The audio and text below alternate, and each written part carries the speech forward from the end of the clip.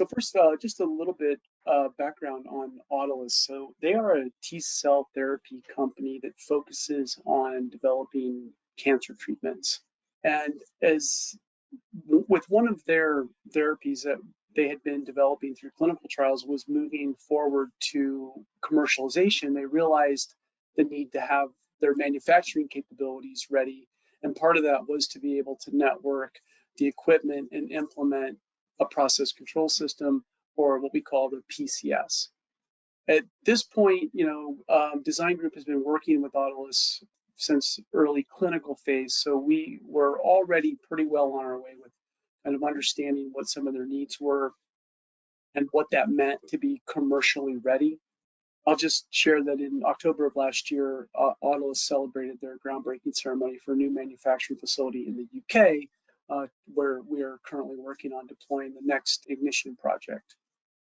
So we've been working with them now for quite some time, and our mission was to use Ignition for data acquisition, visualization, alarming, reporting, and regulatory compliance, which is a really important point when we're talking about the life science industry. So one of the challenges inherent in cell gene therapy manufacturing is that the equipment is laboratory scale. So there are some pictures here of what some of the equipment would look like. And as you can see, it doesn't look like traditional industrial manufacturing equipment, say for a large scale batch process, large scale packaging process. This is clearly very different. This equipment's laboratory scale, it's not traditionally networked and thus presents unique challenges with networking capability. And so you definitely need a system integrator to somehow network and aggregate the data into a consistent and concise data source. And as you take a closer look at some of these instruments and equipment, you realize that we're dealing with different types of data and data classes. And so when you think about typical instruments for monitoring, say temperature, CO2, relative humidity, and then we've got result-oriented data that comes from some of these analytical instruments that basically run an analytical cycle and they produce a result file. And then you've got equipment where you've got direct integration with the OEM, with the original equipment manufacturer that has the capability to actually be networked and send data across. So you can see there's a need here for different communication protocols, and that was one of the clutch areas that Ignition was able to help us with both MQTT, OPC UA, and the web services module also proved to be very valuable for this project. It also allowed us to do integration with the client Active Directory that was necessary in order to create the audit trail feature. Who's logging in, who's acknowledging alarms, who's changing set points. Very important to maintain regulatory compliance when you're storing these electronic records. So understanding what data to collect and how to present it and make it available to the different end users was a really important step in this process, in the design process. For example, production personnel, they need to know like what's going on in the room, information at a glance, so a dashboard where you could look up, and using the high performance graphics here, you could easily see if you had a piece of equipment that was in alarm. So the dashboards and the floor plan layouts were very important for production personnel to be able to see at a glance what was going on.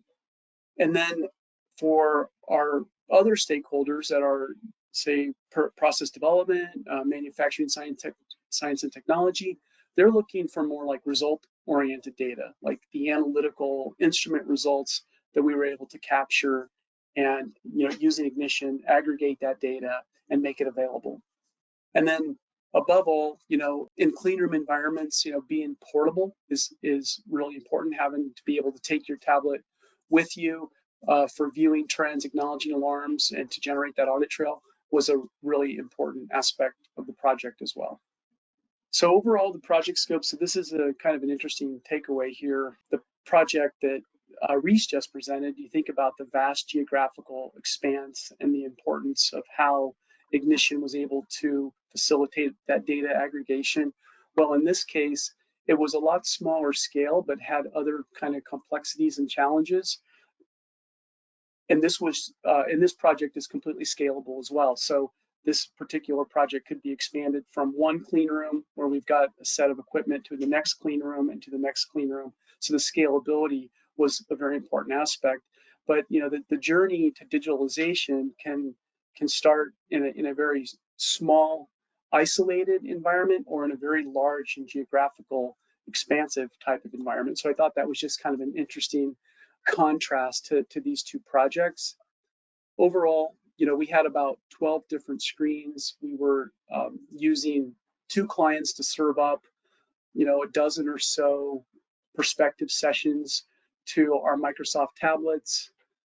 We were using a redundant cloud-based architecture, and we had both SQL and OSI Pi as our historians in this project for audit trail and event-driven data that we were putting in SQL versus our continuous process data that we were using OSI Pi.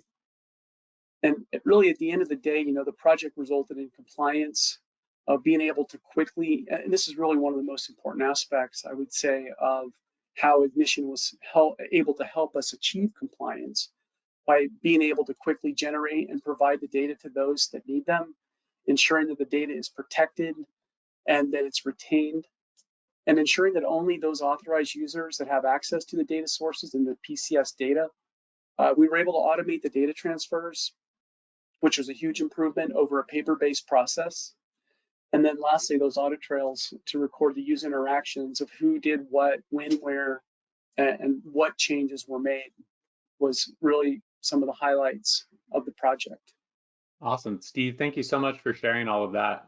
I like that you compared the two projects together. The different scales but the same problems, right? You have data that's isolated on different machines. Maybe not different sites but different machines, and being able to network that all together and improve processes is fun to watch. And I love that you kind of highlighted something that's another misnomer, I guess, of digital transformation, which is that people think that digital transformation means that you're moving decision making away from people to computers, that it's all machine learning, or analytics that drives, decisions.